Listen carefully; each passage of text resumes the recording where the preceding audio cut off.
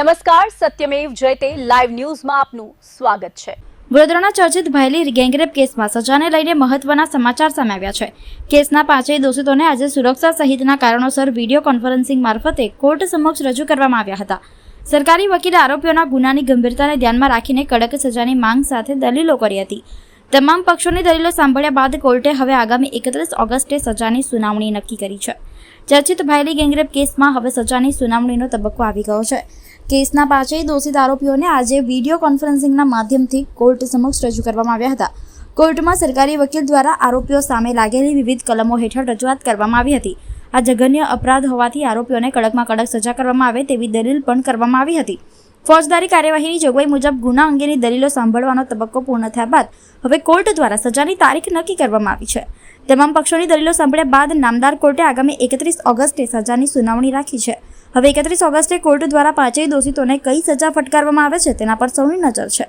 સંવેદનશીલ કેસમાં ઝડપી ન્યાયની કાર્યવાહી પર સમગ્ર રાજ્યની નજર મંડાયેલી છે। ભાયલી ગેંગરેપના તમામ આરોપીઓને જ્યારે નામદાર કોર્ટે કસૂરવાર ઠેરવ્યા છે ત્યારે એ બાબતે તેઓની સામે જે પોક્સો કાયદા હેઠળ અને BNS એક્ટ હેઠળ જે કલમો લાગી છે તે નિશંકપણે પુરવાર કરવામાં આવેલી છે। સરકાર તરફે આ કેસની અંદર સ્પેશિયલ પ્રોસિક્યુટર તરીકે શૈલેષભાઈ પટેલ, સુરતના DGP નયનભાઈ સુખડવાલા, વડોદરાના જિલ્લા સરકારી વકીલ તરીકે મારી નિમણૂક કરવામાં આવેલી છે।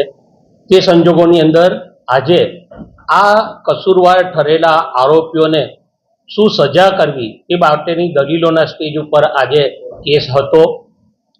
આરોપીઓની સામે જે પ્રકારે કલમો લગાવવામાં આવી છે અને એ તમામ નિશંકપણે પુરવાર થઈ છે ત્યારે આજે નામદાર કોર્ટ સમક્ષ અમે લોકોએ આ તમામ આરોપીઓને મેક્સિમમ પનિશમેન્ટ થાય જે રીતના કાયદાની અંદરના પ્રોવિઝન છે કે જે સામૂહિક ગેંગરેપ રીતે બળાત્કાર કર્યો છે એ આરોપીઓને જીવનના છેલ્લા શ્વાસ સુધીની સજા જ્યારે કાયદાની અંદર નક્કી કરવામાં આવેલી છે તે સજા થઈ શકે એવી આજે અમે રજૂઆત કરી છે।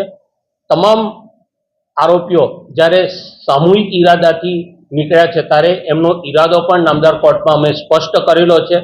આ કામે ભોગ બનનારના મોબાઈલની પણ લૂંટ કરેલી છે તેવા સંજોગોની અંદર પુરાવાનો નાશ કરવામાં આવેલો છે અને જે મોબાઈલ લૂંટીને લઈ ગયા એ મોબાઈલથી બાળકીને કોઈ પણ પ્રકારની મદદ મળે નહીં, મોબાઈલ ઉપર એ કોઈનો સંપર્ક ના કરી શકે એવા ઈરાદાથી જ્યારે આરોપીઓ આ મોબાઈલની લૂંટ કરીને જતા રહે છે તે સંજોગોની અંદર આજે નામદાર કોર્ટની અંદર અમે આ તમામ આરોપીઓને મેક્સિમમ પનિશમેન્ટ થાય તેવી અમે રજૂઆત કરેલી છે।